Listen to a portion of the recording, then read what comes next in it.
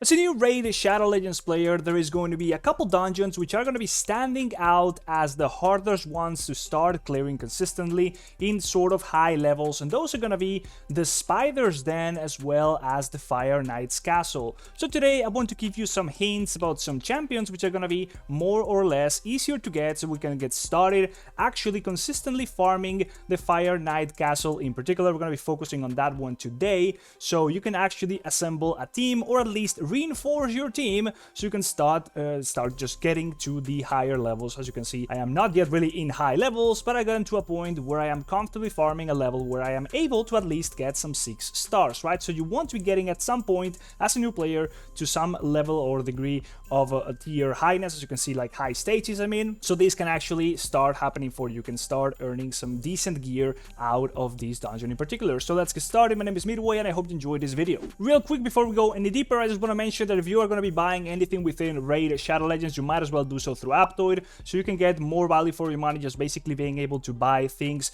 for free, accumulating bonuses, and eventually being able to use such bonuses to make the payments for you. With that quick side note out of the way, let's just start by talking about a champion that's going to be very easy to acquire, and that's going to be a very good addition for your team as a Fire Knight kind of clearing setup, right? And that is going to be the kind of champion you can very easily farm in stage, or rather just like level 12 of the campaign. It's basically going to be dropping off of any of the stages. I'm talking about the Diabolist, right? Why is this girl a little bit of a good addition to your team, right? So first and foremost, she's going to be allowing to increase the speed of all your allies, right? It's going to be a very simple buff. It's going to be very damn powerful, just so you can get more things rolling into the Fire Knight setup. Now, she is not going to be having a triple hit, and we'll get into some of those champions in a moment, but she's also going to be coming with a turn meter feel, which is just going to be allowing you to more of that good stuff, just get more turns out there and just get more triple hits out there.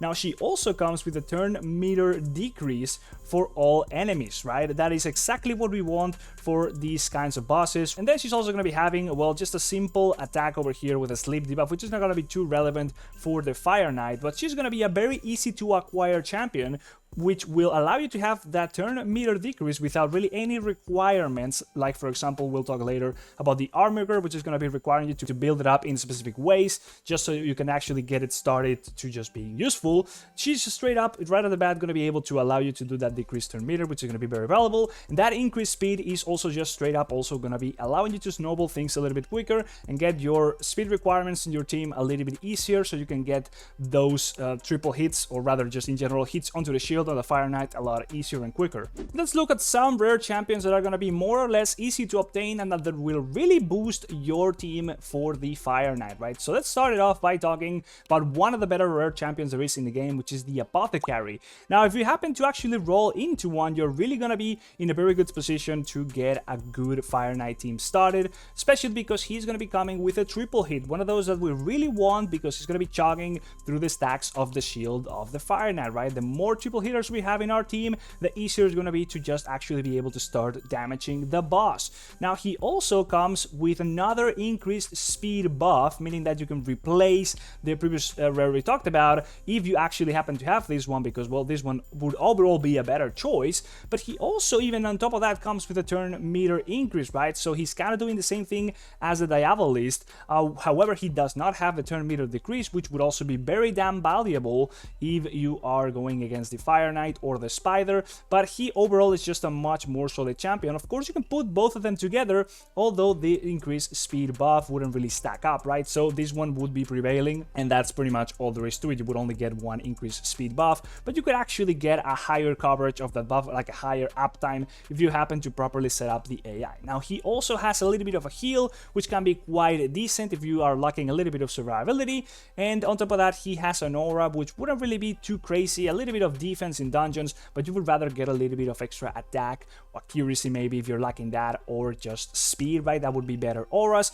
But yeah, if you happen to roll into an Apothecary, you should be happy. He's a great addition for your Fire Knight team. If you want to join my team in Raid Shadow Legends, click the link in the description to get a free Narma, as well as Anax, Uugo, and Mausoleum Mage as you progress through the game. Here's what you need to do. First of all, log out of Plarium Play on PC and uninstall. Then click the link in the description and register a brand new email. launch raid and complete the tutorial, and then go to your inbox and claim your first champ. Don't miss out on your chance to get a fresh start in raid with a free Narma and 3 epic champs. Click on my link right now. Another rare that is totally nuts for bosses like the Fire Knight or even the Spider, we'll focus a little bit more on the Spider in a different video, is going to be the Crimson Slayer from the Knight's Revenant. Now the Crimson Slayer, just like the Apothecary, is going to be a rare you can randomly have the luck of pulling out like I did in the past, and he is going to be coming with a pretty decent kit, with another triple hit, also having the chance of sleeping, which is not going to be too relevant for the boss in particular because it's not going to be able to be slept, but you are going to be having another triple hit, right? So you can combine these two champions already, and there you go, you have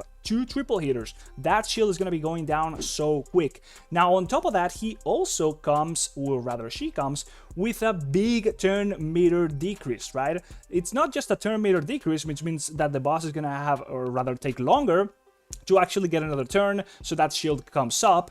Now she's also going to be stealing that turn meter, meaning that she's going to be getting even more turns, so more triple hits, more damage, and just able to kill the boss faster, right? There's a pretty big chance of actually happening, which can go quite high up there, just so that you can like guarantee this happening like 100% of the time that you have that turn meter decrease by just leveling it up. It's a rare champion, so it shouldn't be too hard. And then she also has a little bit of an attack which comes with a heal reduction, which and I'm actually not sure right now if you can apply the heal reduction to the Fire Knight. Quote me on that, but if you can actually do so, that would be insanely useful. Otherwise, you would most likely not be using this attack if that's not the case, because it's an AoE attack. It's a simple one or a single target attack. You would rather be disabling this attack on the AI and just use the A1 and the A2. The sooner you can get to the A2s, probably the better, right? You cannot reduce the cooldown on this. It's a very high cooldown, but if you level it up, it's going to be happening 100% of the time. It's not going to be able to be resisted if you have enough accuracy,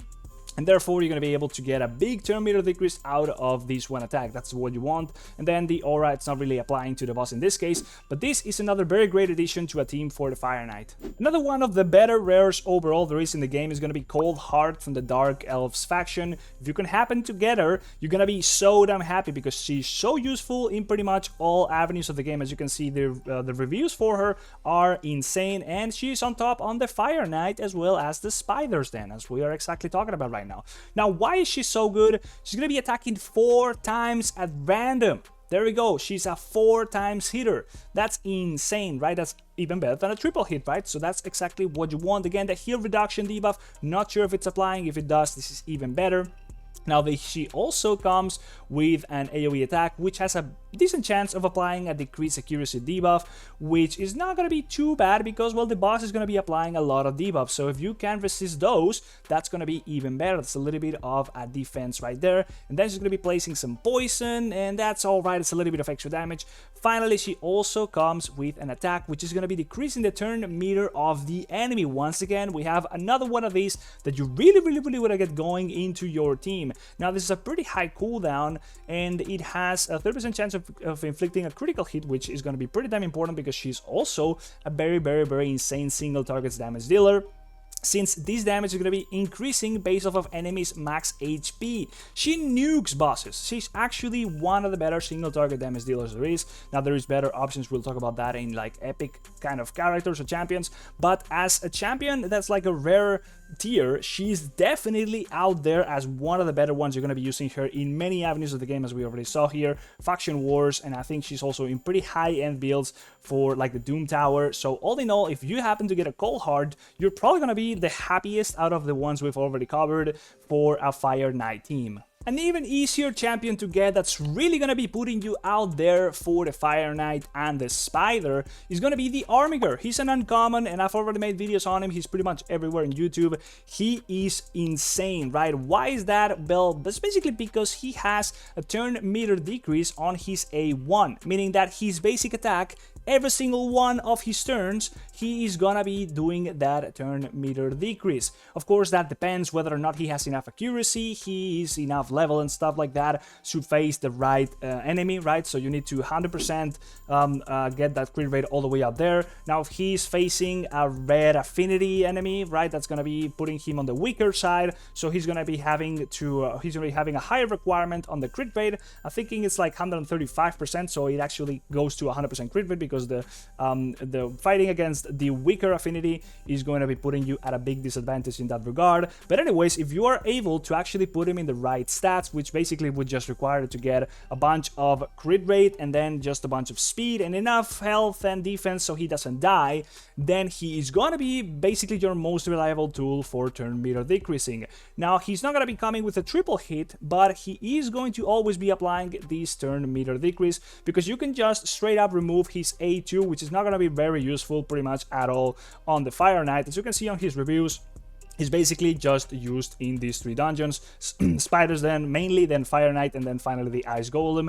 But he really shines in the Spider and the Fire Knight Castle, simply because of the reason that he's going to be able to keep that turn meter low, so you don't see any more stacks of the shield being applied, as the boss is going to be taking forever to go back into another turn. Now, you can increase this turn meter reduction by doing a lot of things, like for example, you can do so with some relics and such, but that's going to be a little bit harder to get access to, and a proper setup of masteries would also help you, but that's going to be requiring a little bit of extra investment. Simply with some good gear, some crit rate, and some speed, you can get it going, and he's really going to be a massive addition to your teams. But unfortunately, his kit is really reliant on the gear, right? So he's going to be requiring a little bit of an investment. Let's now talk about some epics that are going to be pretty high value for the Fire Knight, and in particular the High Cocoon is going to be very easy to obtain. She comes from the login rewards. You simply need to be playing the game. I think it's for like a month, right? So you can just go to their daily login rewards, and as soon as you've been playing the game for 30 days, you're going to be getting her for free, right? Now, why is she a good addition to your Fire Knight team,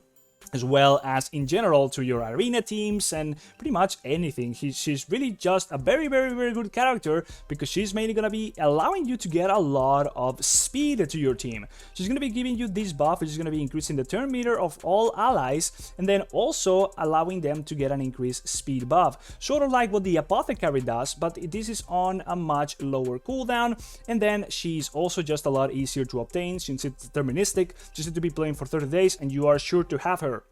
Now, she also happens to come with an AoE attack, but most importantly, she has a chance of also decreasing the turn meter of your enemy. So once again, you're really wanting to go for a couple things here, which is going to be triple hitters, or decrease turn meter, or also just increasing the speed of your team. Those are the keys to actually getting through the Fire Knight and the Spider. That's pretty much all there is.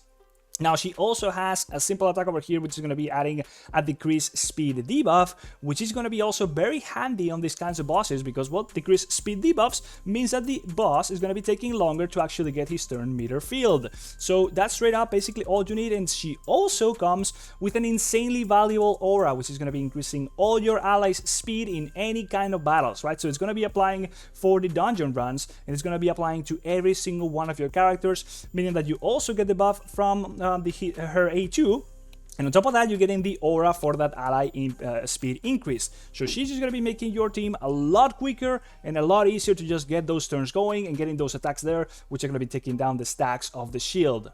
Now, another perfect fit for a Fire Knight team is going to be the Demon Spawn Allure, and the reason for that is because she comes with a triple hit. Then on top of that, she has a turn meter decrease on every single one of those hits if she actually lands a critical hit on them, right? So if you get her to 100% crit rate, you're going to be getting a triple turn meter decrease on every single A1. That is insane. She's a perfect fit for the Fire Knight, as you can see right here. That's basically a perfect score for her, right? So if you are lucky enough to get her, because she's going to be a little bit harder to pull, there's no guarantees of getting her, unlike Hydor Cocoon, you would be in the perfect spot for a Fire Knight team. Now, she also has a double hit AoE on her A2, which is going to be coming with a decreased defense debuff, which is perfect for just killing the Fire Knight like basically anything else. It's going to be allowing you to do a little bit more damage.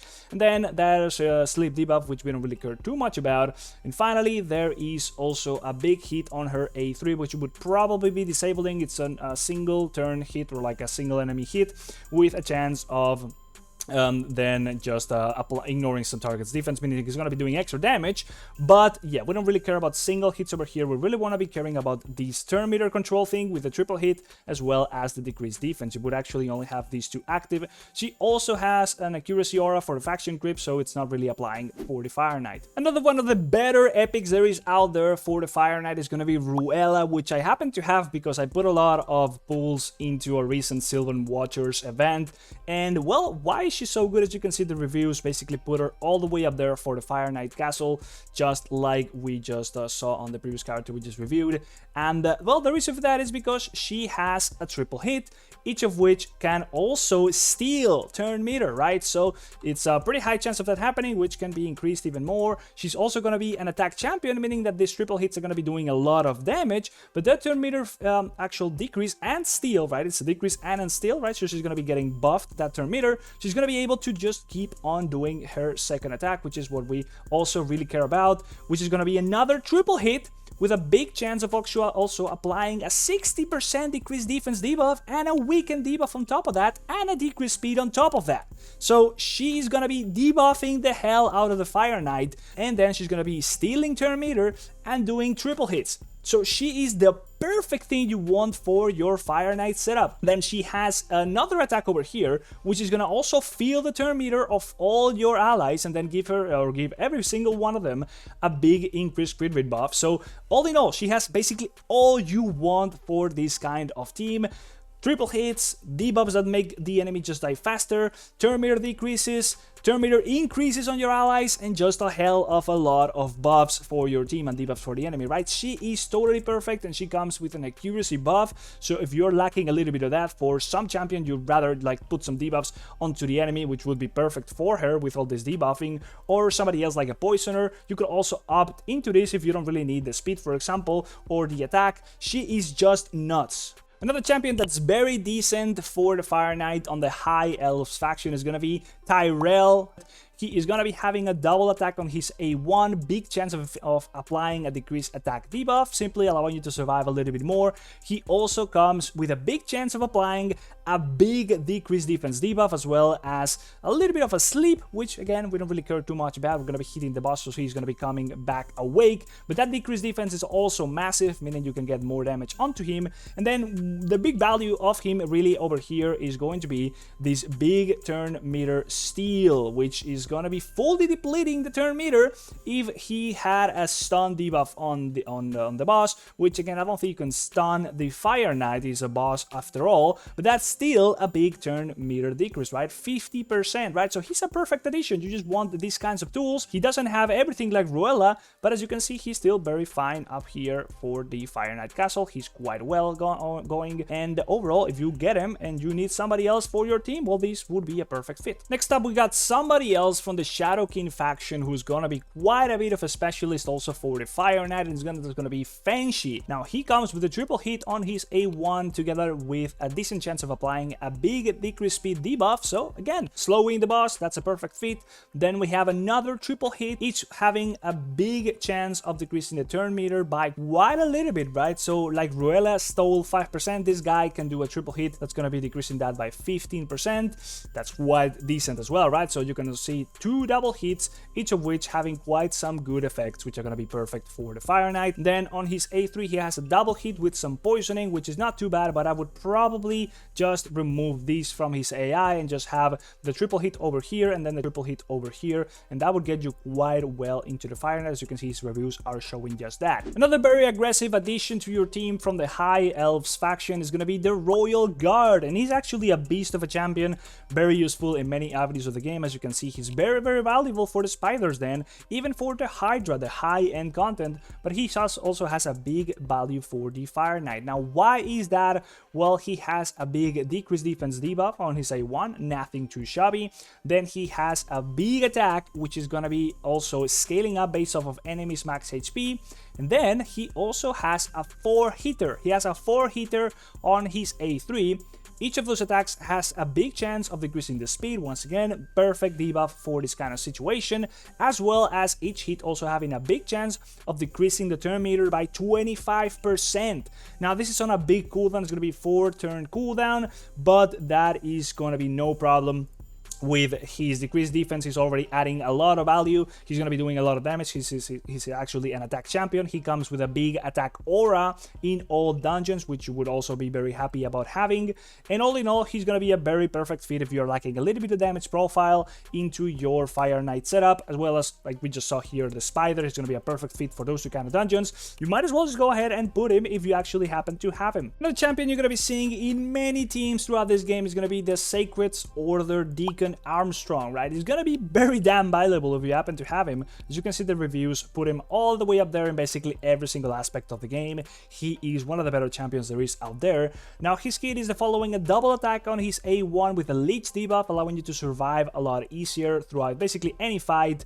Then a big chance of applying a decreased defense debuff, so perfect fit for just doing a little bit of extra damage. And his main thing, which adds a lot of value to him, is gonna be his A3, filling the turn meter of all allies by quite a little bit and decreasing the turn meter of all enemies. That's a perfect trade-off for the Fire Knight. On top of that, granting himself an extra turn so he can get even another double attack in there, right? So he is a total beast of debuffing, as well as just getting more speed into your team, because he also comes with a big aura of 19% increased speed in all battles, right? So he is insane in basically all avenues of the game. He's not going to be easy to get, but if you have him, he's a perfect fit. And while we are at it, we might as well mention Alice from the Sacred Order faction, since he was basically given for free to everybody if they were playing throughout the month of March and April. She has a triple hit on her A1 if the enemy actually has any active skills on cooldown, which basically would be ever, like always, against the Fire Knight. So that's already a big thing over her. She's of course going to be doing a lot of damage. She's an attack champion. She has a decreased turn meter on her A2, which is nothing too crazy because it's on a big cooldown and it's only 15%, but that's already a little bit of something extra on her to actually make her quite valuable for the Fire Knight. In fact, we can check out her ratings, and I think she's going to be basically very good everywhere, but you can see she has a very decent rating on the Fire Knight in particular. Her A3 will basically disable for the Fire Knight. It's only a single attack, so we want to be getting the triple hit on there for the shield. Her passive is just a little bit of extra damage. We don't really care too much about it. And her aura is just more damage in all battles, right? So she's gonna be a perfect addition if you need a lot of extra damage on the team. Moving on, another epic that's gonna be very damn powerful for the Fire Knight is gonna be Bogoth, which I do happen to have right now. Now, the reason for that is because, well, he has a triple hit on his A1, which is going to be extending the duration on a big chance, right? 30% chance of extended duration of some debuffs, right? We mainly just care about the triple hit over here, but he also has a bit of a potential over here to extend some decreased speed, decreased defense debuffs that are going to be making the Fire Knight a lot easier to go through. Now, his A2 we would probably just disable, since it's only a single hit which has a bit of a chance of applying a decreased attack, but that's if they receive the provoke debuff, which I don't think actually works on the Fire Knight. And then basically everything else is just passives, which he's basically going to be healing up the team for a lot. He's a tank, which also comes with a big support potential off of his passive skills here on the Festering Dynamo. And then he also applies a leech debuff, which is going to be pretty damn nuts in just trying to get your entire team kept up, right? So you don't really need healers, actually, if you are using Bogoth. He's going to be your front line, he's going to be your healer, and he's also going to be your triple hitter with a big just potential of getting a lot of extra damage in there. Running him with Cruelty here would also be a perfect fit, just like any triple hitters. But overall, he's a perfect fit for this sort of setup because he's going to be doing double the jobs of doing a little bit of healing, a little bit of supporting, a little bit of tanking, and finally just those triple hits with an accuracy aura, which is not too bad. Somebody else who's great for the Fire Knight is going to be Skull Crusher from the Ogrin Tribes. Now, the reason for that is, as you can see over here with his reviews, is that he is going to be placing a massive heal reduction debuff on his A1 onto the enemy, meaning that if the Fire Knight actually happens to do his shield attack, that healing is going to be a lot lesser. He's going to be getting back a lot less HP. He doesn't have any turn meter decreases or speed increases, but he's a perfect fit if the Fire Knight actually happens to get any of those attacks through. Now, he also happens to come with a big kit to actually defend your entire team, with a big ally protection buff on all allies except himself, and then a counter-attack buff on all allies on everybody except himself, right? So meaning that every time basically your entire team gets hit, they're gonna be actually hitting the Fire Knight back, and then placing himself an unkillable buff, which wouldn't really be too relevant for the Fire Knight, but if you happen to actually be struggling to actually kill the Fire Knight, that might come in handy. That's a little bit of a cherry on top. Then he has a little bit of debuff decreasing here by 1 every at the start of each turn, which isn't really too relevant for the Fire Knight in particular. And finally, his aura is not gonna be happening on the Fire Knight fight, since it's not the faction creeps, right? So it's really just about that heal reduction as well as the counter attack, right? That's what really matters for him. He's actually going to be adding quite a lot of value. That's why he's valued quite high for the Fire Knight castle. Another option that I want to mention is Duke from the Orcs faction. Now, he's not exactly the perfect fit for the Fire Knight, but he's by no means bad whatsoever. He has a decent rating. Now, he's going to be a big defensive champion, which is going to be helping your team quite a little bit, with a double hit on his A1, with a big chance of applying a decreased accuracy debuff, which is going to be coming quite handy because, well, the Fire Knight does apply quite some debuffs. Then another AoE attack over here with a big chance of applying a decreased attack debuff, and also on top of that having a big chance of applying a decreased defense debuff for 2 turns on each critical hit, meaning that if you actually land a big critical hit, it's gonna be allowing you to just get a lot sturdier versus the Fire Knight. With that decreased attack on him, he's gonna be doing no damage to you, and that decreased defense is gonna be meaning that you are doing a lot of extra damage to him, right? So he is doing a little bit of everything, allowing you to survive a little bit more and to be a little bit more offensive. And finally, he has a provoke over here, which isn't gonna be really doing much with the Fire Knight,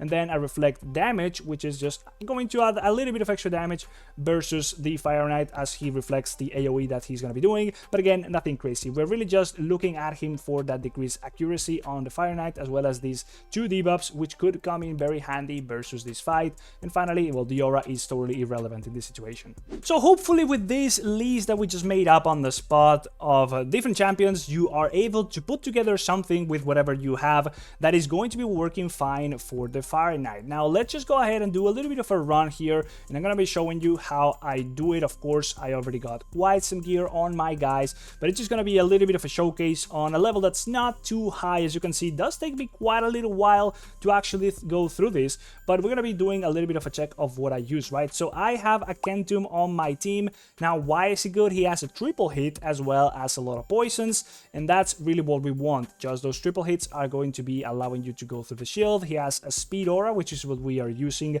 as the aura for my team. Everything else is just a little bit of damage. We're actually not using his A2, although that would just be another triple hit with some extra damage on top, but we just rather want to be applying more poisons, really, and that's why he's on the team. Then we have Alice, as we already talked about. She has that triple hit.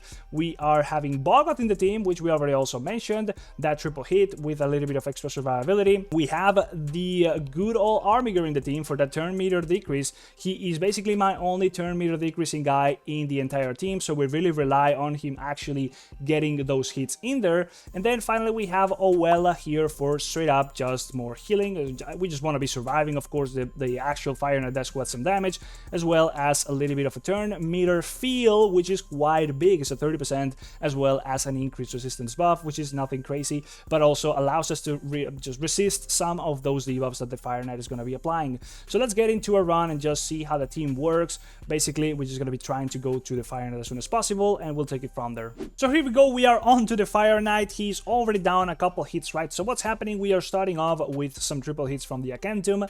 Then the Alice goes and does some triple hits. Then the Armiger goes in and does his hit, and then the Bogoth is going to be doing another triple hit, right? So as you can see, those stacks of the shield are going to be going down quite a little bit. So what we're really hoping for here is to get that down, and then it's just going to be all down to just us doing as much damage as possible, and then finally also getting the Armiger to do his job over here, which is going to be happening pretty damn soon. As you can see, he goes in, does his turn meter decrease, and we just buy for ourselves a little bit more extra time.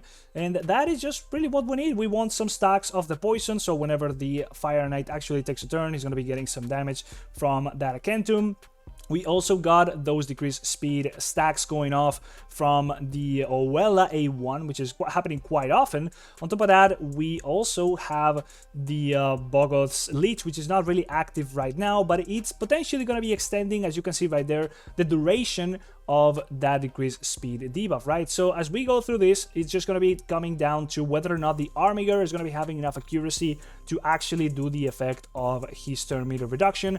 And well, he doesn't really have too much accuracy. As you can see, he's failing a little bit, so we are down to just the luck of it actually happening or not. If it did already happen over there, we could have been down to, I don't know, something like this. And if we did have another triple hitter instead of like something like Oella, then it would be even better. But you cannot really get that many triple hitters. You need somebody else to heal, you need some support here for the turn meter decrease, you need some tankiness. So all in all, you need to at least like combine a team that's going to be working all around it. Unfortunately, we didn't land another turn meter decrease over here onto the Armiger. I think he's going to be getting another turn before the Fire Knight actually does, and in that case we will see over here. Yeah, I think he's going to be happening right now. Let's see if he actually gets lucky once again, and if it actually goes down. There we go. So it went down just about enough so we can get some more damage in there. As you can see, we are already stacking up a lot of poisons from that Kentum, which basically that's his entire job, to fill up that bar with poisons. Now that's gonna be doing the damage regardless of the Fire Knight actually putting the shield up or healing,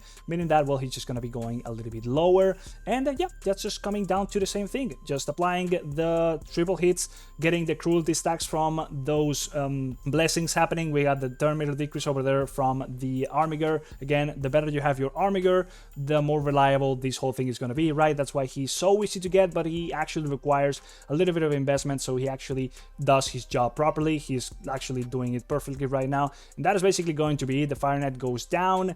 And yeah, that's a pretty easy and well-rounded setup for me to actually clear through these levels. Then there's more factors to it, as we already mentioned before in some regards. Depending on the affinity we're fighting against, for example, it might be a little bit harder. For example, the blue affinity over here is gonna be not really too relevant to me. I think I could actually probably clear this pretty easily. But if it's something like, I don't know, the red affinity over here, then my Armiger is gonna be having a very hard time to actually land his turn meter decreases. He would actually need to be a lot stronger in the accuracy department, right? So all in all, that is basically the entire video, the explanation that I wanted to put out. Hopefully you can actually assemble a decent team that can work for this. Before you go, I mentioned before Aptoide, right? If you are going to be using, or rather buying anything within Raid Shadow Legends, you want to be doing it through Aptoide.